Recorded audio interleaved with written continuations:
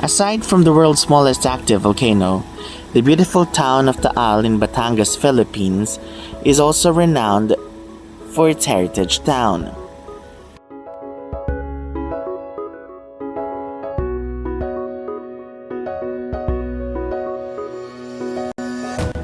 Known for its rich culture and proud history of patriotism, Taal was once the capital of the Philippines and is a living legacy of the Spanish colonization.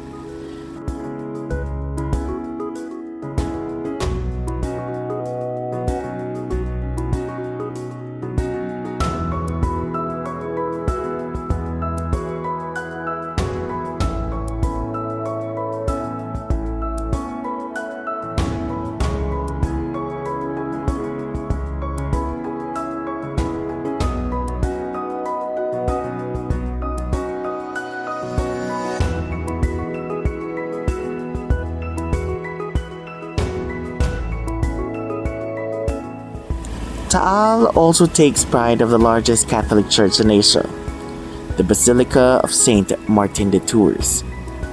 It stands 95-meter long and 45-meter wide.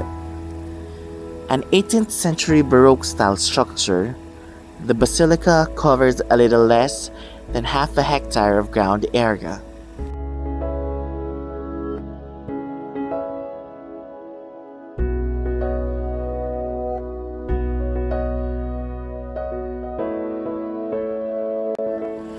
The famed Spanish architect Don Luciano Oliver designed the basilica.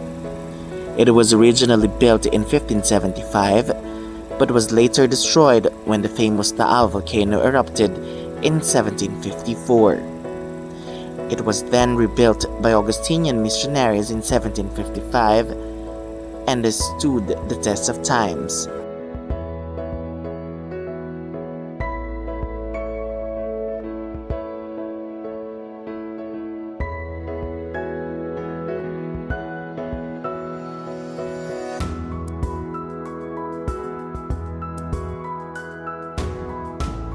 But did you know that Taal is also the Barong Tagalog capital of the Philippines? One of its livelihood industries is embroidery. The Taaleños, as the people are called, knew embroidery even before the Spaniards came, who enhanced the craft. The Americans later cultivated it and allowed the locals to have their own style of embroidery.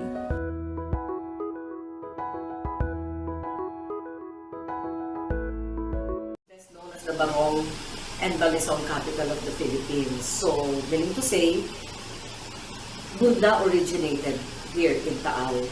And it dates back to, sabihin na natin, during the 1900s, andyan na ang Burda, ang kalado, ang mga iba pang klaseng mga Burda.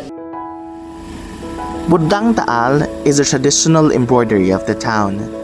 The craft is also referred to as the hand calado, which is characterized by its maumbok or protuberant quality, at the tak taal, which can only be done best by hand.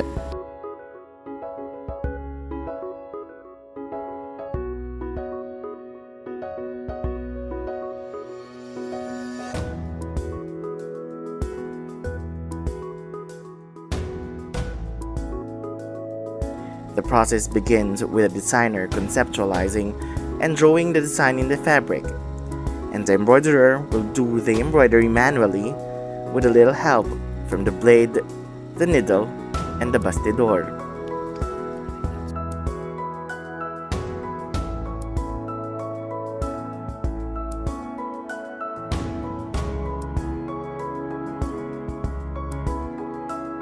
Bastidor, blade at karayom. Yeah. Blade at karayom. Ito yung ihuhugot, pupull out yung mga, pupull out yung mga hilo na binibilang ang hilo. Tapos, gagawin naman kalado. Ito na, ito. Ito ganito na. Yung gagawin. bibilugin naman. Yun lang. Pero naman lang kadali eh. Pagka naman alam mo yung mga procedure, yung mga kung paano gagawin, madali lang magagawa. Ang tawag namin bakbak. Babakbakin niya mga hilo na yan. Pero bilang yan. Horizontal, vertical, na ipupull out ang mga hilo. Binibilang yan. Para pag ginawang kalado ay pantay-pantay ang bilog.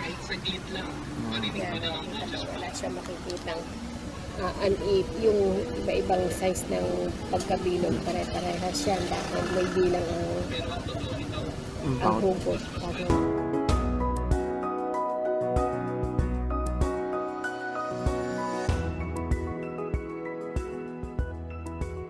Pwedeng gamitin. Depende. Pag tablecloth, cotton, rami linen, at saka pwede rin naman yung pangbarong na tela, bawang pusi, pinya kuko. Depende sa ipapagawa. Pag mga tablecloth, ang design noon talagang pan tablecloth. Pag naman mga gown, mga abstract na lang na design. Tapos pagka naman mga pambata, yung medyo ma-elaborate ng konti na mga dahon, mga flower. Being handmade, Burdang Taal is more costly and takes time to make than machine-embroidered products. Embroiderers are forced to adapt in a competitive market now that machine embroidery is a thing in neighboring provinces like Quezon and Laguna. The market being open to the setup is slowly killing the traditional craft. Ang makina madaling gawin.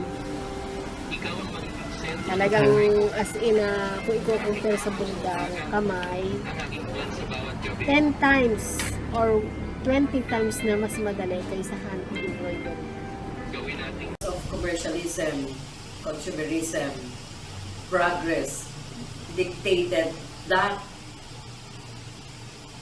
iba na yung ano niya. It should move forward.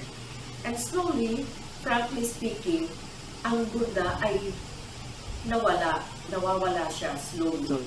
It is still available now, but today, you have to ask these embroiderers ng Taal to come from the barrio to the poblacion and do this artwork because they are commissioned to do this design.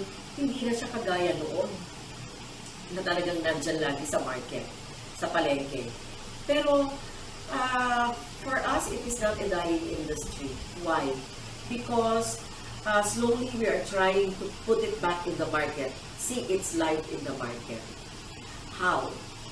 We are now going to have a project of getting the youth to the embroidery, main sessions, it's a class sessions, and then we will be having a center. It's a craft center, it's a public market, wherein sun up to sundown, meaning to say any time of the day, you bring tourists in, and you can see Burda being done in front of your very own eyes, and you can buy the finished product right there and then. So we don't want to lose that famous title, Barong Capital of the Philippines, and that goes also with the Bansong. Both, they say, are dying industries, but we do not want to claim that.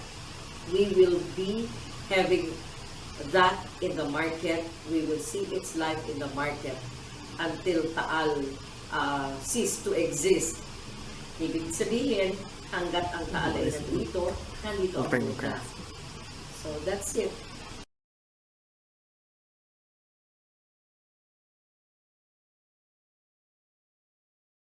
Sa lahat ng paraan sa kamay, mano-mano talaga.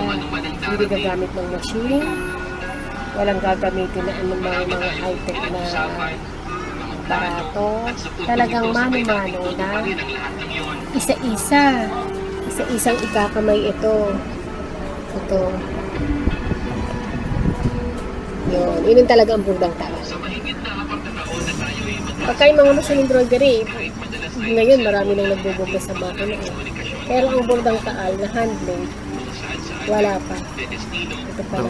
Talagang Taal lang talaga yung famous nila.